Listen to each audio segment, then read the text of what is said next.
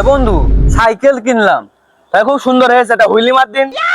এই দা wheelie wheelie. আরে সর্বনাশ, এই তোমরা কি সাইকেল স্ট্যান্ড করতেছো? ভাই আপনার তো চিনলাম না। ভাইয়া আমি তো বিদেশ থেকে এসেছি, অলিম্পিক আছে না, অলিম্পিকে আমি গোল্ড মেডেল নিলাম ভাইয়া, বুঝেছো? এইসব সাইকেল স্ট্যান্ড, তোমাদের এইসব সাইকেল মাইকেল ওই জায়গা চলে না।